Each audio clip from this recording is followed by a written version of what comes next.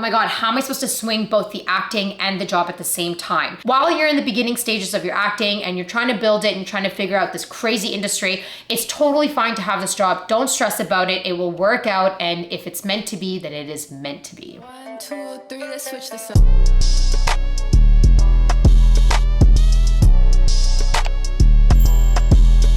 Hello, my little honeys. Welcome back to my channel. If you are new and this is your first video that you're watching of me, my name is Anastasia. I'm also known as your fave social media girl. I'm an actor based here in Toronto. I do videos about acting, self-love, body positivity, and some vlogs. Please don't forget to subscribe. My little channel is growing and it makes me very happy. And of course, don't forget to turn on the bell notification button so you know every single time that I post, which is on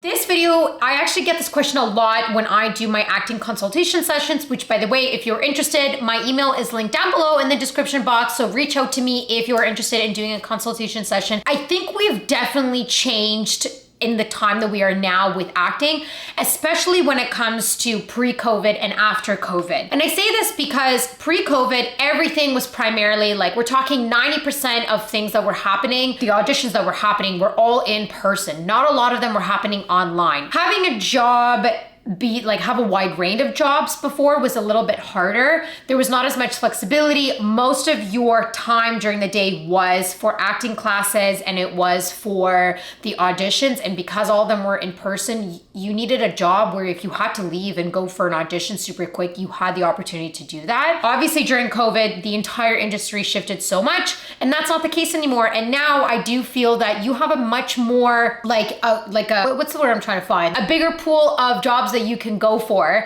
and that you can have while still being an actor, while still auditioning, while still working as an actor. And I think it's important to share a couple of those jobs that you can have today. I wouldn't stress if you're like, oh my God, how am I supposed to swing both the acting and the job at the same time? Remember that the acting is being built. It is a work in progress and it is growing as much as it can. The job that you're doing, that's just something that's on the side. This is just a stepping stone. You're not married to it forever because the acting will eventually start getting up there. And when that happens, you're not gonna need that other job. You'll be able to say goodbye to it and leave. So it's totally fine to have this job. Don't stress about it. It will work out. And if it's meant to be, then it is meant to be.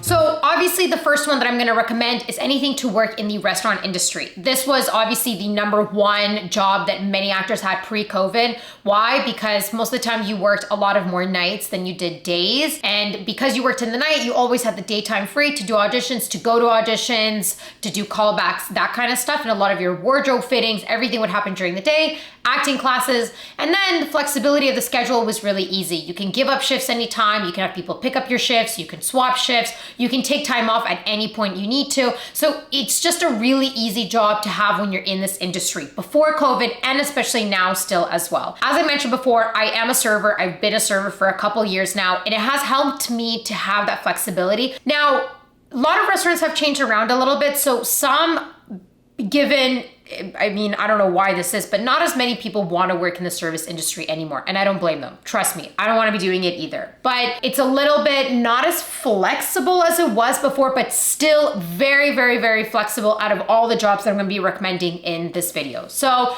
restaurant is definitely a job that I feel that you should go for. And it could be anything from server, from hostess to bartender to manager could be still a good one. Depends on where you're going. Definitely restaurant is #1 on this list.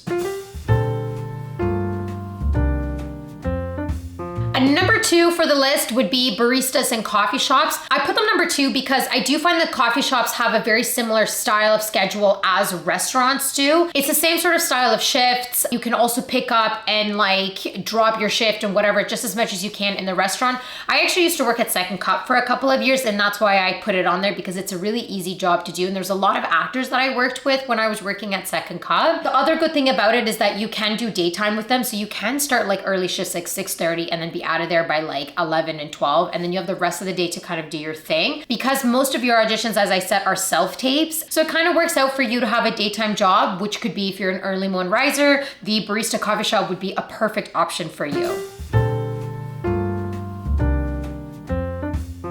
Number 3 would be a freelance worker. So for example, if you want to be an editor, like you love editing videos and what kind of stuff, anything to do with freelance work, rated to be creative, arts related, all that kind of stuff. Again, this is super easy because why? It's your business, your own boss, and that you get to make your own schedule based on what's happening with your acting. So if you obviously book something, let's say if you're a photographer, well, you're not going to be shooting weddings during the whole month of August because you're on set filming. So you kind of allow yourself to build your own schedule, which makes it really easy for you to have the acting going on and whatnot. Now, obviously being a freelance artist is also difficult to build that business. So I wouldn't necessarily recommend it if you are looking to build the acting and start a business at the same time, because it can be a little bit hard to juggle that in the beginning. But if you're already established business owner and you're established freelance artist and you have your thing going on and you want to do acting on the side, please don't hesitate. If you have that already going and sort of figured out, please, by all means,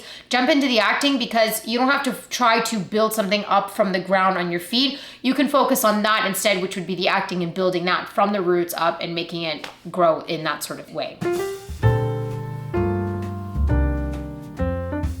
Okay, number 5 is going to be, no wait, not number 5. What am I saying? Number 4. That would be production. So production is kind of an interesting position to be in, because when I was applying for production jobs, the one thing that I struggled with and that I was receiving feedback was a lot of the places that I went to, they were contract jobs. So let's say they were hiring you for, let's say 8 weeks, because that's how long the filming is going to be for this particular show or film, whatever. Now, if I book something, I would essentially have to leave that contract production job because now I have another contract, which would be with the acting. That can be conflict of interest, and that can be difficult because the production job has their own priority, which is the filming. So when you leave, they now in the middle of filming have to find somebody new to be replacing you. And that can cause a little bit of issues and strain with the relationships you have in production. So if you were looking to do productions, I would recommend for you to apply in like production companies. Like for example, I work with a production company. So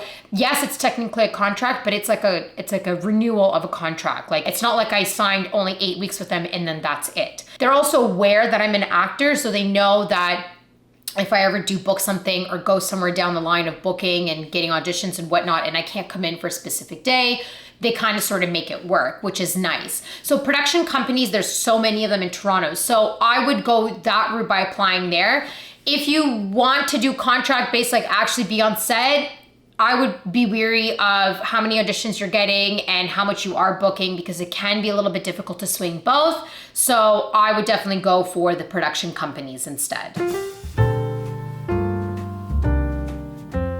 Number 5, at-home jobs. This is obviously a no-brainer. So many things have become at-home jobs. So if you have an at-home job, like it's like a 9-to-5 office job and you are constantly working from home, this is easy because essentially you don't have to worry about going anywhere. Most of your self-tapes and your auditions will be happening from home anyways as well. And then on top of that, if you ever do have to go for a callback audition or even an in-person audition, it might be easier for you to swing out of the house because to go for the audition, make it your lunch break if you have to, and then come back and then continue doing your work. So still you want to make sure that you're okay to take the time off if you need to go film something, and as well if you do need to step out as like your lunch break for the audition, that your job is okay with it. But I know a lot of actors who have like the typical at home working from home jobs, and they are able to swing both without any issues all the time.